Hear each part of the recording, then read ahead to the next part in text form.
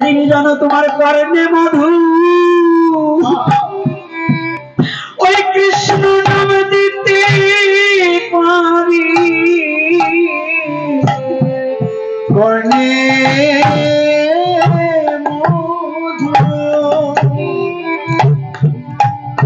যেন ওই কৃষ্ণ নাম দিতে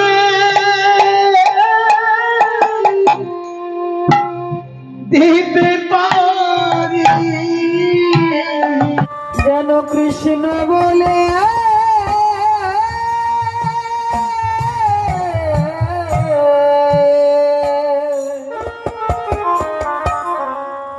কাঁদিতে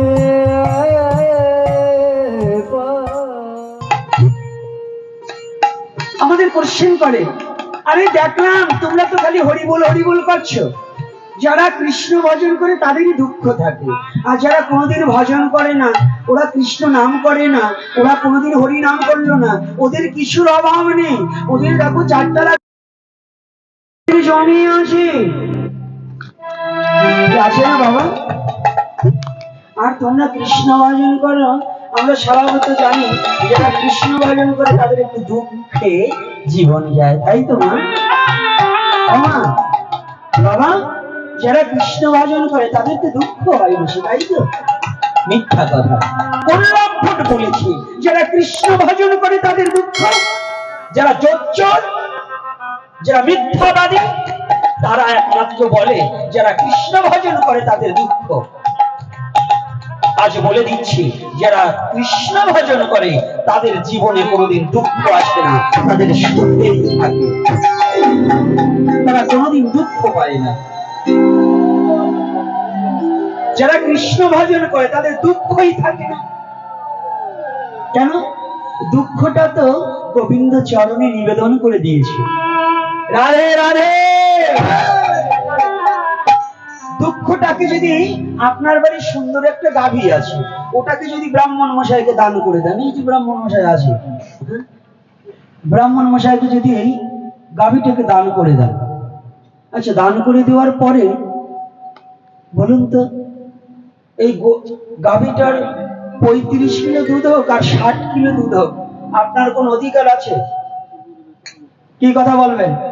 আপনার এটার প্রতি আর কোনো আবদার থাকবে? কথা বলছেন না কেন? দান করা গাভীর প্রতি আর কোনো আবদার থাকে না। আর ওই গাভীতে সে আপনার খড়কুটো আর খাবে না। খাবে? ফলভুষি খাবে? খাবে না। তো তদ্রূপ শুদ্ধ কৃষ্ণ ভক্ত যারা দুঃখটাকে গোবিন্দের চরণে দিয়ে দিল, তো যখন দুঃখটাকে দিয়ে দিল, তারা আর দুঃখ ভোগ করে না। তারা কি করে? নরোত্তম দাস ঠাকুর বলছেন, তারা দুঃখে থাকে সুখে থাকে সদা হরি বলে ডাকে, দুঃখে থাকে সুখে থাকে হরি বলে তারা দুঃখে থাকে সুখে থাকে সদা হরি বলে ডাকে, দুঃখে থাকে সুখে থাকে সদা হরি বলে তারা কিহে থাকে বনে থাকে সদা হরি বলে ডাকে, বাবা হরি বলে থাকে সদা হরি বলে ডাকে। সুখ দিনে দুঃখ থাকে না, সুখ দিনে দুঃখ থাকে না, সুখ দিনে দুঃখ থাকে না, সুখ দিনে দুঃখ থাকে না।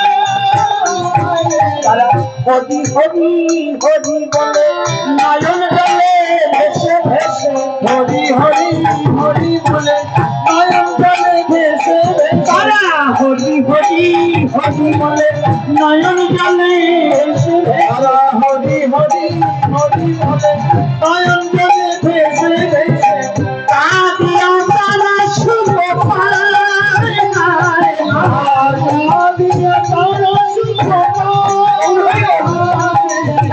কাঁদিয়া তারা শুভ পায়, কাঁদিয়া তারা শুভ পায়। এই যারা কৃষ্ণ ভজন করে তারা কাঁদলেও সুখ পায় না হেসে সুখ পায়? কোনটা?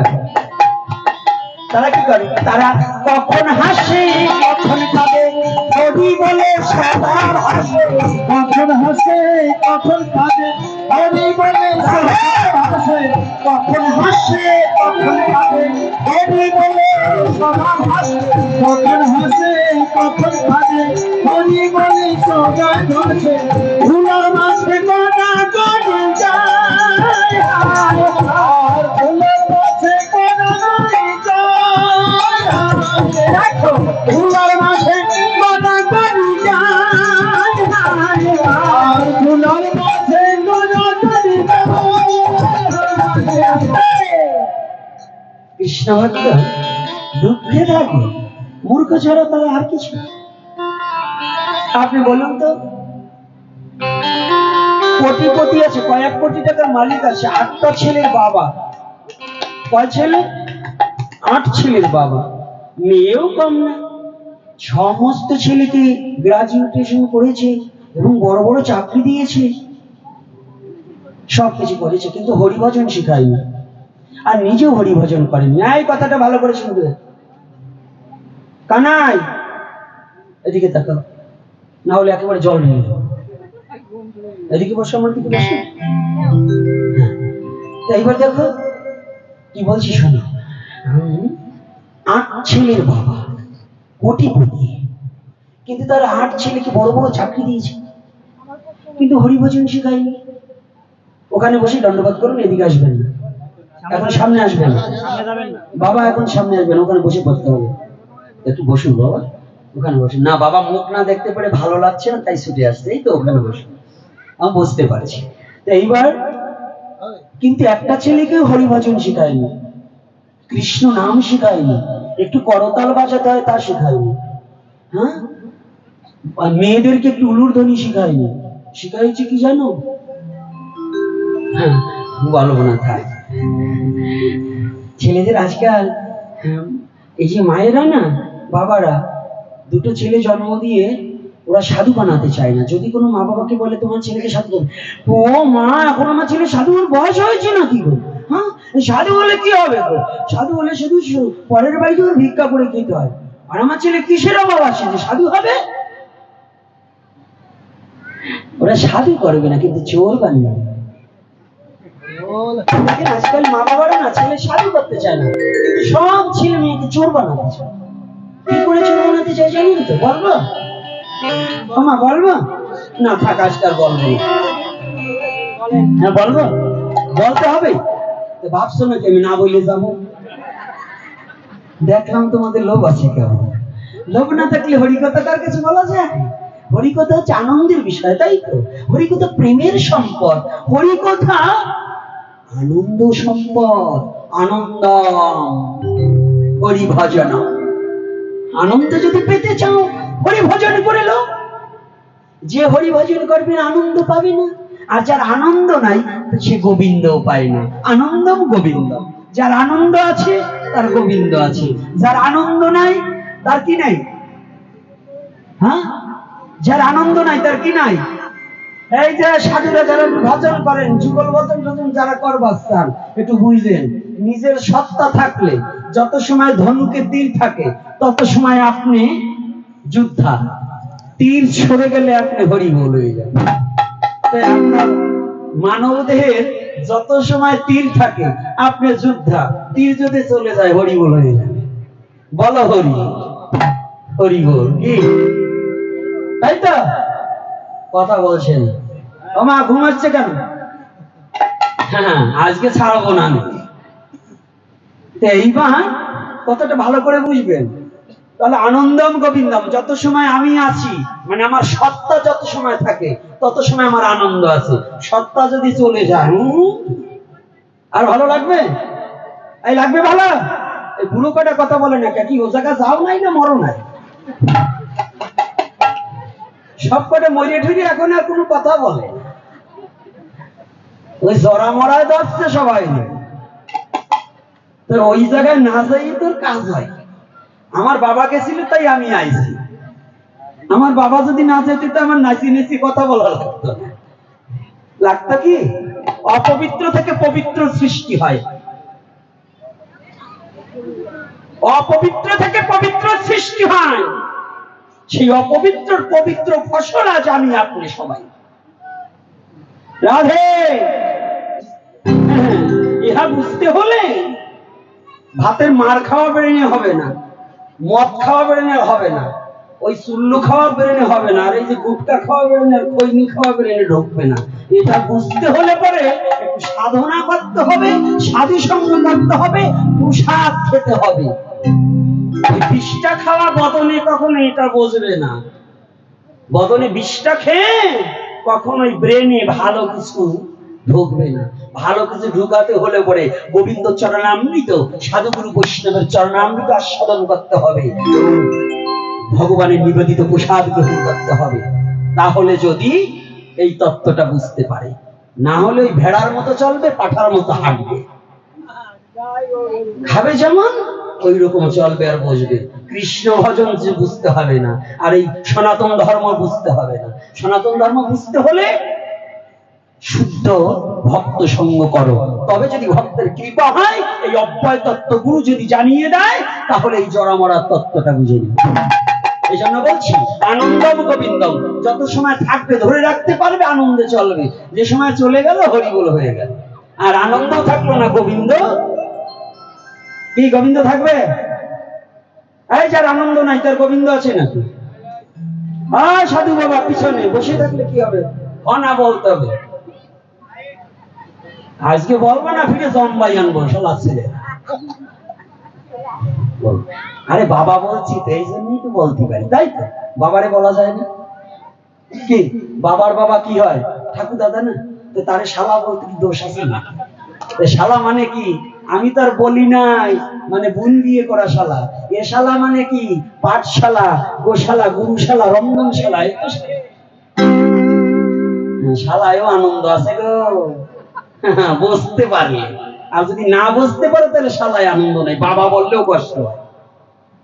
যদি বুঝতে পারো সনাতন ধর্ম, শালা বললেও আনন্দ হবে, বুঝবা কি আনন্দ। আর যদি কি আনন্দ আকাশে বাতাসে। রাধে, কথা বোঝা যাচ্ছে? আমার ভাষা বুঝতে কষ্ট হচ্ছে না তো? আনন্দের মধ্য দিয়ে হরি কথা ঢুকাতে হবে। এইবার চোর জন্ম, চোর চাচ্ছ কি করে, চোর তৈরি করছে কি করে? ছেলেকে বড় অবিচার করলে, সাধু করলে না, ওই ছেলে কলমের খোঁচায়, মানে কলম তো আমাদের বাংলায় বলে কলম, আর এদেশে বলে পেন। এই পেন ঘুরিয়ে এমন একটা চুরি করবে, চোর সারা জীবনে চুরি যা করবে, এই বড় চোর একদিনে তাই চুরি করবে। কি করে কিনা বলুন? কি পশ্চিমবঙ্গে হচ্ছে না? এই পশ্চিমবঙ্গে সেদিন কালকে একটা ফেসবুকে দেখলাম, ভারত সেবা আশ্রমে বাবাজিকে নিয়ে এই ভারতবর্ষের একজন রাজনীতিবিদ কটূক্তি করছেন সাধুদের নিয়ে। আমার লজ্জা লাগলো, পৃথিবীতে ভগবান এখনো একে বাঁচিয়ে রাখছে কেন? সাধুরা যা দিয়েছে তা পৃথিবীতে তোমার বাবাও দিতে পারেনি। এই ভারতবর্ষকে সাধু যা দিয়েছে পৃথিবীর কেউ তা দিতে পারেনি। ওই রাজনীতির আসনে বড় চেয়ারে বসা যায়, ভজন শিখা যায় না, সাধুর ত্যাগ জানা যায় না। বাংলায় জন্ম ছিল, পূর্ব বাংলায় বিনোদ, যাকে বিনোদ ব্রহ্মচারী বলা হতো, ওনার ভালো নাম হচ্ছে প্রণবানন্দ মহারাজ। এই প্রণবানন্দ মহারাজ সারা বিশ্বে প্রত্যেকটা রাষ্ট্রেই তার মন্দির আছে। সে হোক না কেন শৈব মতে, কিন্তু সে যে ত্যাগ তিতিক্ষা করেছিলেন, এরকম ত্যাগ তোমার বাবাও কোনোদিন করেনি। তোমার বাবা ত্যাগ করে তোমার মতো একটা অপদার্থ তৈরি করেছে, যে সাধু নিন্দা যে মুখে হয়। অভয়চরণ ভক্তিবেদান্ত প্রভুপাদ যে তার ত্যাগের বিনিময়ে স্ত্রী পুত্রকে পরিত্যাগ করে আজ সারা বিশ্বে কৃষ্ণ নামের বন্যা বইয়ে দিয়েছে, মহাপ্রভুর আদর্শটাকে ছড়িয়ে দিয়েছে। ইস্কন থেকে দিয়েছে না? এটা কার কৃপায় হয়েছে? মহাপ্রভুর কৃপায়। অভয়চরণ ভক্তিবেদান্ত প্রভুপাদের জন্য আমরা বহির্বিশ্ব হরিনাম প্রচার করেছি। রামকৃষ্ণ মঠে রামকৃষ্ণদেবের প্রচারে সারা বিশ্বে আছে না অনুসারী, সনাতন অনুসারী আছে না? এই ভারতবর্ষটা সাধুর জন্যই আজ টিকে আছে। আর তোমরা সেই রাজনীতির আসনে বসে সাধু নিন্দা করছো, ওই মুখে পোকা পড়ে যাবে। যে মুখে সাধু নিন্দা হয়, সে যে মত পথের হোক, সে আমার সনাতনী সাধু। সে অন্য ধর্মের নয়, অন্য ধর্মের যদি সে সাধু হয় আমি তাকে প্রণাম মহা। আমার সনাতন এমন শিক্ষা দেয়নি যে কোনো সাধু মহাপুরুষকে নিন্দা করো। আমার সনাতন এমন কোনো কুশিক্ষা দেয়নি তুমি কাউকে অনার্থক দোষারোপ করো। রাজনীতি সম্বন্ধে সাধু যাহা জানে তাহা পৃথিবীর কোন নেতা জানে না। রাজনীতিটাকে শিক্ষা দিছে রাজবিদ্যা, রাজগুচ্ছযোগ। গীতা পড়নি তা তুমি বুঝবা কি? সরস্বতী প্রণাম মন্ত্র ঠিক মতো জানো না, গীতা বুঝবা কি করে? গীতাটা বোঝো, গীতায় রাজবিদ্যা, রাজগুচ্ছযোগ আছে, এটাকে শিখতে হবে। ওই রাজনীতিটাকে ভগবান কৃষ্ণ সাধুদের মধ্য দিয়ে প্রয়োগ করেছে। সাধুরা রাজনীতি বোঝে, পৃথিবীর কেউ বুঝতে পারে। কষ্ট পাচ্ছেন আমার কথায়? এজন্য যে যে দলমত করুক, দলে আমার কোনো কথা নেই, কিন্তু সাধু নিন্দা করলে তাকে কাউকে ছাড় দেওয়া হবে না, আমার বাবা বলেও না। বৈষ্ণব নিন্দা, সাধু নিন্দা আমার পিতা করলেও তাকে ছাড় দেওয়া যাবে না। এটা আমার সনাতন শিক্ষা দিয়েছে। প্রহ্লাদ মহারাজ তার বাবাকে ছাড় দেয়নি, তার বাবার কোনো কথা মেনে নেয়নি। এজন্য সবাই সচেতন হতে হবে। দল পার্টি যে যা করুক, এটা দল পক্ষ বিপক্ষ না থাকলে রাষ্ট্র পরিচালনা করা যায় না। এক পক্ষে কখনো একটা রাষ্ট্র হয় না। দল যে যা করো, তবে আমি সবার কাছে হাত জোর করে অনুরোধ করবো, রাজনীতি প্রেক্ষাপটেই হোক আর যেখানেই হোক, যদি কৃষ্ণ নিন্দা, সাধু নিন্দা, বৈষ্ণব নিন্দা করে তাকে কখনো ছাড় দেওয়া উচিত নয়, তাকে কখনো ছেড়ে দেওয়া যাবে না। ওই চোর হয়ে বসে আছো এক একজন, কিন্তু ধর্ম নীতিটাকে শেখো। সাধুরা যা ত্যাগ করেছে জীবনটাকে বাজি রেখে, তারা তোমার জন্য প্রার্থনা করেছে, এগুলোকে গ্রহণ করা উচিত নয়। আমি কারো নাম বলবো না, যা বুঝবার তারা বুঝে নেবে, কোন নাম বলবো, যারা বুঝার তারা বুঝে নেবে। তাই আজকে 8 সন্তানের পুত্র হলেও সুখী হওয়া যায় না, কোটিপতি হলেও সুখী হওয়া যায় না। কি করে হওয়া যায় না? 8টা সন্তান জন্ম দিয়েছেন, চাকরি করছে, ওরা ফ্ল্যাট বাসা বাড়ি ঘর করে, ওরা কলকাতায় আছে, দিল্লিতে আছে, বোম্বে আছে, চেন্নাই আছে, পড়ে আছে। আর ওই বুড়ো বুড়ি দুটো সারা জীবন গাধার ন্যায় পরিশ্রম করে ওই রকম প্যান্ট পরা, স্যুট পরা ভদ্রলোক জন্মাইছে যে, সেই দুটোর কোনো খবর নিচ্ছে না। কোটি কোটি টাকা থাকলেও বৃদ্ধ বয়সে যদি সন্তান তার কাছে না থাকে, যদি তাদের একলা জল দেওয়ার কেউ না থাকে, যদি কর্ণে একটু হরিনাম দেওয়ার কোনো কেউ না থাকে, তাহলে কোটি টাকা লাভ, কোটিপতি হয়ে লাভ কি হয়েছে? তোমার জীবনে কোটি কোটি টাকা তুচ্ছ হয়ে গেছে। কোটি কোটি টাকা খরচ করে বিশাল বিলাসবহুল বাড়ি করেছো। রতন টাটা যত বড় বাড়ি করুক, মুকেশ আম্বানি যতই বাড়ি করুক, আপনি জানুন যত কোটি কোটি টাকা না, বিলিয়ন বিলিয়ন টাকা দিয়েও যদি বাড়ি করে, ওই মুকেশ আম্বানি যদি অসুস্থ হয়, যদি হসপিটালে নিয়ে যায়, ওখানে গিয়ে যদি সে মারা যায়, এত সুন্দর বাড়ি করেছে, সে এত পরিশ্রম করে, যে দরজা দিয়ে বের করে নিয়ে গিয়েছে, আর ওই মুকেশ আম্বানিকে ওই ঘরে আর ঢুকাবে না। রতন টাটাকে ওই ঘরে ঢুকাবে না, যে ঘর থেকে বের করে দেবে ওই ঘরে আর কোনোদিন ঢুকাবে না। তাহলে টাকা থাকলে সুখী হওয়া যায় না। তাহলে হ্যাঁ, একজন সুখী হতে পারে কে? বৃক্ষ তলায় থেকে সুখ অনুভূতির জগতে যেতে পারে যদি কৃষ্ণ ভজন করতে করতে, যদি কারো মা বাবার একটা শুদ্ধ কৃষ্ণ ভক্ত সন্তান হয়, অন্তত আর কিছু না করলেও মৃত্যুর সময় একটু হরিনাম দিতে পারবে। আর কিছু নেই। মৃত্যু সময় ভক্ত ছেলে কি চায়? বাবা, শুদ্ধ ভক্ত ছেলে মেয়েরা কি চায়? বাবা, জীবনে তো তোমাকে কোনোদিন কোন সুখ দিতে পারিনি। সনাতন ধর্মের শিক্ষাটা কত বড়! ভগবান রামচন্দ্র ধর্ম শিক্ষাটা কি কত বড়, এটা একটু বুঝুন। ভগবান রামচন্দ্র ত্রেতা যুগের ভগবান হয়েও, পিতার বাক্য প্রতিপালনে ভগবান হয়েও বনবাসী হয়েছে। তাহলে ধর্ম কি শিক্ষা দেয়? পিতা মাতার প্রতি শ্রদ্ধাবান হওয়া শিক্ষা দেয়। আপনি বলুন, যত জপের মালায় জপ করুন, আপনার গৃহের সন্তান যদি ভালো না হয়, আপনার স্ত্রী পুত্র যদি ভালো না হয়, আপনি বলুন তো আপনি কি সুখী? এখানে সাধুসঙ্গ করে ঘরে যাওয়ার সাথে সাথে যদি স্ত্রীর সাথে কলহ লাগে, পুত্র যদি আপনাকে অকথ্য ভাষায় বকাবকি করে, পুত্র যদি আপনাকে মারতে আসে, এটা কি সুখ পাওয়া যায় বাবা? এটা কি শান্তি হয়? তাহলে ভক্ত পরিবেশের সন্তান কি হয়? যদি শুদ্ধ ভক্ত হয়, পিতার কাছে গিয়ে বলে, বাবা আমি তো তোমাকে কিছু দিতে পারিনি। মাকে জড়িয়ে ধরে বলে, মা আমি তোমাকে কিছু দিতে পারিনি, তোমাদের ঋণ কোনোদিন শোধ করতে পারবো না, তবে শোনো মা,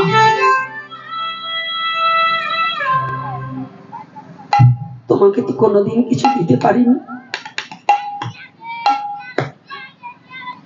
তোমরা দুজন আমাকে একটু আশীর্বাদ করো। ও মা, বাবা তোমার ঔরাসে জন্মগ্রহণ করেছিলাম, আমার মায়ের গর্ভে ঠাঁই পেয়েছিলাম বিধায় আমি গোবিন্দ ভজন করতে পেরেছি।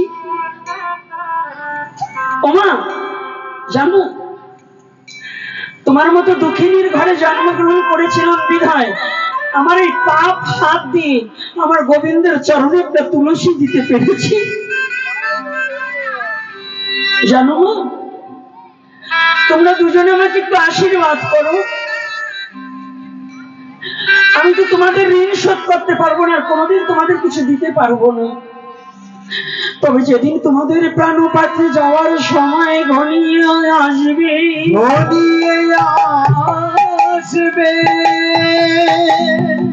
যেদিন এই পৃথিবীর মায়া ছেড়ে তোমাদের যেতে হবে,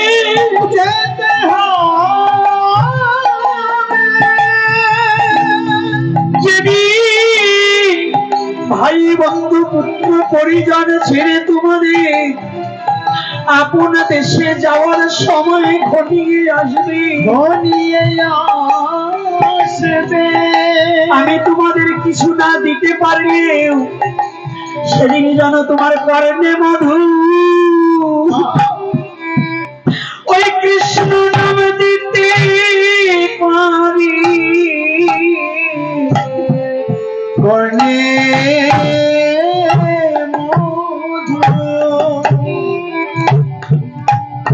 যেন এই কৃষ্ণ নাম দিতে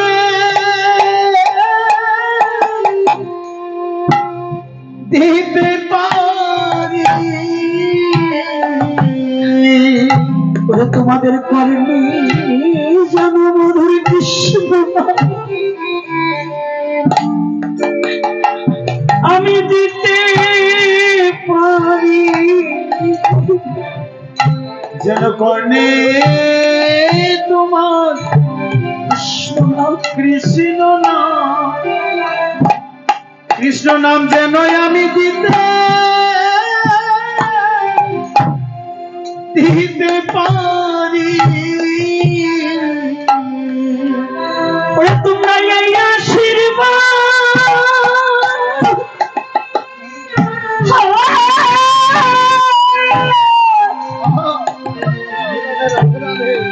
অনেকবার করো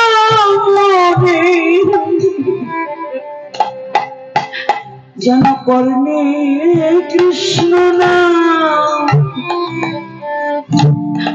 ওরে আমি দিতে পারি,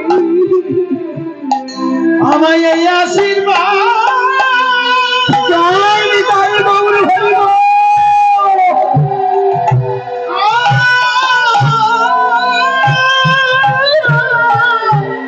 করো মনে করো মনে যেন কর্ণে যেন কর্ণে মধু কৃষ্ণ রাধে কৃষ্ণ নাম যেন দিতে পারি, ওরে তোমরা এই আশীর্বাদ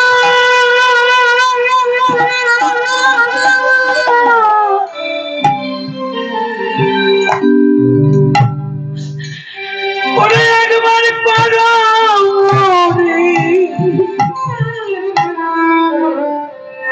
তোমার তোমাদের বিদায় বেলা যেন ওই কৃষ্ণ না আমি শোনাতে পারি। আমায় এই আশীর্বাদ রাধে ওগো প্রভু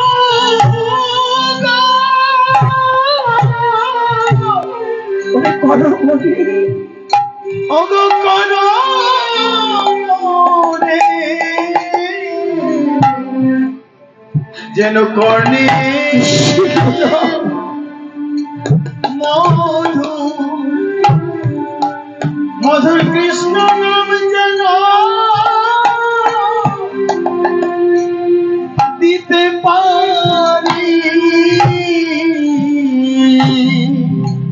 ওরে যেদিন তোমাদের উড়ে যাবে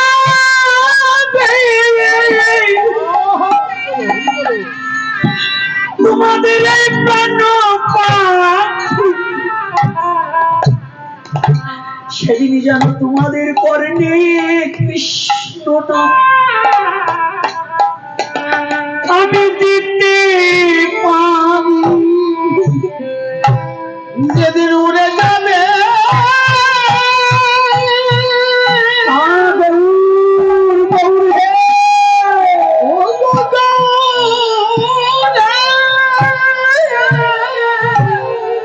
প্রাণ পাখি এই প্রাণ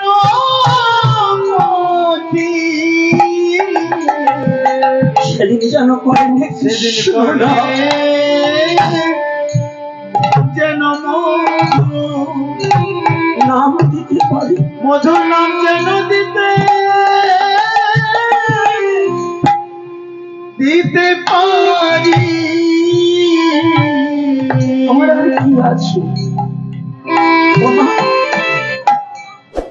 এ বিশ্ব জগতে কোনো সন্তান পিতা মাতার ঋণ কোনোদিন শোধ করতে পারেনি, তবে সৎপুত্র সেই পুত নামক নরক হইতে করিবে ত্রাণ এই কারণে পুত্র নাম দিলেন ভগবান। যদি পৃথিবীতে একটা সন্তান শুদ্ধ কৃষ্ণ ভজন যোগ্য হয় তবে তার পিতা মাতার মায়ের গর্ভ সার্থকার পিতার জন্ম ধন্য হয়। যদি একটা শুদ্ধ কৃষ্ণ ভক্ত সন্তান কেউ জন্ম দিতে পারে আর গর্ভে ধারণ করতে ইহার চেয়ে সুদুর্লভ আর কিছু হতে পারি না, আর কিছু হওয়ার কথা নয় গো।